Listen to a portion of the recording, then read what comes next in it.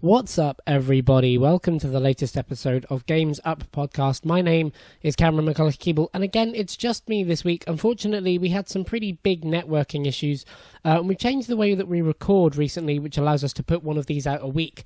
But it means that now we record sort of remotely from where we are, and as a result, networking issues can get in the way sometimes. So we are still about, we are still doing these, but we just have to have a week to let the internet sort of calm down a bit, and then things should be back on track. So I'm afraid you're stuck with me this week, but nonetheless, we're going to go through a full week of Games Up, and we'll get started with the news. Now, you may have noticed from the title of this week's episode that there's a bit of a theme running through this week's news. It's the week of big leaks, or the big week of leaks, or the big leaky week.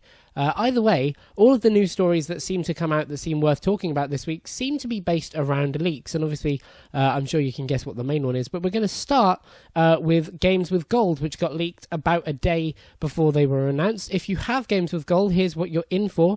You'll get Rise, Son of Rome through all of April on the Xbox One. Then you'll get The Walking Dead Season 2 from the halfway point of April to the halfway point of May on Xbox One. And then the backwards compatibility games are Darksiders and Assassin's Creed Revelations. Pretty good lineup. We've been waiting to see Rise on Xbox Games with Gold for a while. Frankly, a little surprised we haven't seen it earlier than this. But nonetheless, it's there. It's free to download. It's free to play. It's like a 6-hour game. So it was kind of used as a tech demo for the Xbox One at the time of its launch lineup. So if you kind of want to give your Xbox a bit of a stretch, maybe see what it was meant to do, as it were. Maybe you want to plug that Kinect back in. I don't know why you'd want to plug that Kinect back in, but if you do, then Rise is a pretty good way to do it.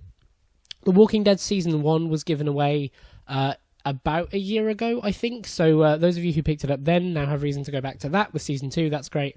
And Assassin's Creed is showing really good support for backwards compatibility, so that's great. Pick up Revelations, because it's a really, really good game. Like, if you haven't had the chance to play it, it's, I think, the best Assassin's Creed game. But nonetheless, just pick it up and show them support for backwards compatibility, because the more Ubisoft games on that program, the better, frankly. So yeah, that was that, and it was leaked about a day beforehand. The next big leak that we saw was Destiny 2. So Destiny 2 is officially called Destiny 2. The logo for it is Destiny with a massive 2 behind it. Got to admit, I don't think it's the most polished logo we've seen. It's probably likely to change by the time the game actually comes out, or at least it's got the room to. Don't think it's particularly good. I mean, it doesn't really matter. It's just the name of the game and a 2. It's not really indicative of any kind of playing experience or anything like that. But nonetheless, it could have been a little bit... The leak came from GameStop Italy. GameStop had some news this week, of course, that we're likely to see 150 store closures from them in the US following some bad sales over the Christmas period last year. Pretty interesting little tidbit there, but I think we'll get into that in another week. We're going to focus on Big Leak Week, this week of leaks. So the leak originally came from GameStop Italy. In addition to that, it was leaked that it's likely to have a September 8th release date, which was on the posters that were leaked, and a beta as well. So this is pretty similar to when the original Destiny launched. It too had an open beta. It too had a September-y release date, kind of similarly placed to Halo and similarly placed to Call of Duty, so it's kind of going for that tentpole area. So it seems like Destiny is kind of rebooting itself in the way it booted itself up in the first place in terms of Destiny 1. It's going to be pretty interesting to see how this game performs, especially with the fact that it's kind of cleaning the slate for all the people who jumped onto it. Destiny's developed a very hardcore audience, people who play maybe Destiny and something else, and that's their games for the year. And it's pretty interesting to see how that community will respond when the slate is wiped clean, but given a better slate. Like, it's kind of like the next generation of that game. So, I don't know, it's going to be a pretty interesting one to watch. But Destiny 2 was leaked earlier this year. Then leaked, I think just hours before they came out, was EA's announcement of their lineup for E3. So their games this year are going to include FIFA 18, which is fairly standard, NBA Live 18, fairly standard, NFL 18, fairly standard. The new entry in the Need for Speed series, the last Need for Speed game did not sell particularly well as far as I recall, and it certainly didn't have much word of mouth hype for it. It's interesting that they're really doubling down on the franchise. I wonder what direction they're going to take it in to maybe refresh it, to make it seem that little bit different from the last games, to separate it from what's come before. Obviously, Forza is the kind of go-to, the thing you have to compete with in the racing world. But this year we've got Project Cars 2, we've got Drive Club VR, we've got whatever Forza this year is, which may actually be a step away from the traditional Forza format that we're used to. So this could be the year when a new Need for Speed really hits, or it could be the year when Need for Speed kind of finishes digging its own grave. Of course, there were unannounced games that we'll find out about closer to E3. But the really, really interesting one that was definitely confirmed is Star Wars Battlefront 2. Now, they don't refer to it with a number. They don't call it 2. They just call it the Star Wars Battlefront sequel. But we have some small details of what things we can expect, specifically a single-player campaign. Now, I think Star Wars Battlefront was a little underrated when it came out. I think it's very good fun. I think it's a pretty good game. But I don't think it quite lives up to the original Star Wars Battlefront run. I certainly don't think I don't think it holds a candle to it. So it's going to be really, really interesting to see where Star Wars Battlefront 2 is, the new one. It's going to be really interesting to see what EA have done with it. But it's also going to be pretty interesting to see what they've kept from the original. There was a bit of a sort of community uproar when what Battlefront was announced, because people kind of expected a single player. People expected some of the things we were kind of led to believe would happen in Battlefront 3. And it's going to be pretty interesting about how much community appeasing Battlefront is willing to do here, and how much are they sort of staying true to the road that they started carving out. So that is EA's lineup for E3, which was leaked literally just before it was announced, I believe. The final leak before the big one, which is our topic of the week / topic of the leak this week. All this rhyming is really confusing. The final one was that The Evil Within 2 might have been leaked, and a release date for it might have been leaked as well. So a job listing was found online, which was a QA position, which is a quality assurance position. It's basically game testing. And the game being advertised for was Psycho Break 2. Now, The Evil Within was titled Psycho Break in Japan when it released. So Psycho Break 2 seems like a pretty firm assurance that there is an Evil Within 2. And to be honest, that's not particularly surprising. Bethesda have previously said that both The Evil Within and Rage did well enough at their time of release to secure sequels, and we know that Bethesda have a press conference at E3 this year, as it looks likely they're just going to have going forward. So maybe this is their big announcement, or certainly maybe this is involved somehow. Maybe Rage is involved as well. That would be pretty interesting to see. But Psycho Break 2 was found leaked online. There is a post up for somebody to quality assure it, so there is something happening with that game. It exists somewhere, and it's currently being worked on. What's pretty interesting about this, though, is that the job is set to roughly span from April 10th, to October 31st. The reason this is interesting is because this could point to a late this year release date, as in it could point to anything from October 31st to December 31st. Now, The Evil Within, I believe, released in a similar-ish kind of timescale. Certainly, I think it was around October that the game released, so it could point to a similar release date for The Evil Within 2. Personally, I think we might see The Evil Within release a little bit later this time round. I think we might see it as an early 2018 title rather than a late 2017 title. In fact, I wouldn't be surprised if The Evil Within takes maybe the sort of Prey section and the Doom section that Bethesda have been carving out for themselves over the last couple of years. But nonetheless, leaked, The Evil Within 2 does exist, is being worked on, and is looking for somebody to quality assure it. So maybe, if you want to go into game testing, have a look for a position for Psycho Break 2. It is in Japan, to be fair, so you would have to be Japan-based or willing to travel there. But, hey, that could be somebody's in. Now, the final leak this week, and the one that gained the most attention, and the one that we're going to talk about a little bit more at length is the leak of potentially the next Call of Duty game. So we had heard for a while that Call of Duty was going back to its roots. We'd heard that from a number of sources. And the thing that's got leaked this week is literally called Call of Duty World War II. We'll post some links below and the thumbnail for this week's show, which we're going to do slightly differently. If you have some thoughts on that, let us know. But the thumbnail for this week's show is one of the leaked images for Call of Duty World War II.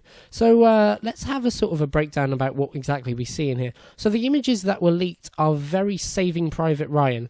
They're very on the beaches. There's lots and lots of soldiers being seen running in from the sea, getting up to the defences on the coast and sort of propping themselves up against it, much as they do from the famous opening Saving Private Ryan scene. What's really interesting about this leak is that it wasn't just images that were leaked. We also saw steelbook cases for the game leak. The steelbook cases are exactly the same image, just extruded with the logo of the game to fit onto a steelbook dimension, and with a slightly different sepia tone to them. And then the back cover is a close-up of a face of a soldier in a sort of very faded mode with the logo over the top.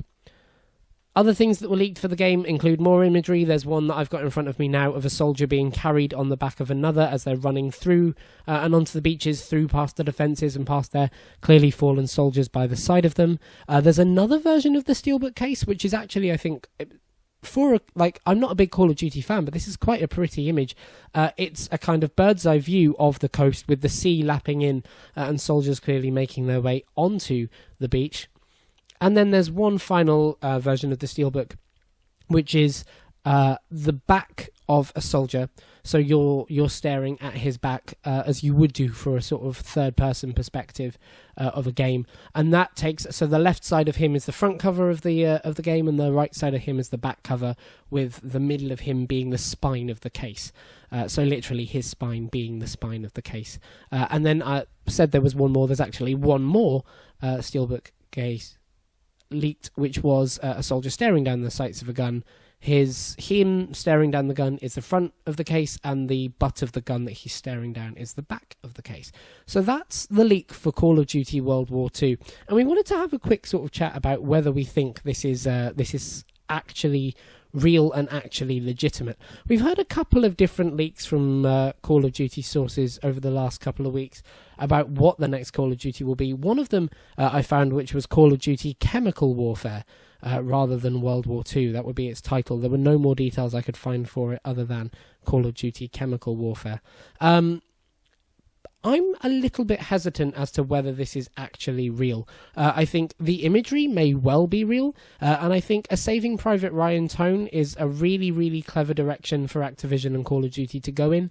I think Battlefield got a lot of respect from the community and the larger gaming community for taking a more slow, quiet, respectful, but still action-oriented tone for Battlefield 1, and certainly it had a massive impact on the game industry at the time of its release. So if these images are any indication of the tone of the game and any indication of the tone of the gameplay, especially as we know it's going back to basics, this could actually be a really healthy direction for Call of Duty to go in. But the thing that hangs me up about it is that title, Call of Duty World War II.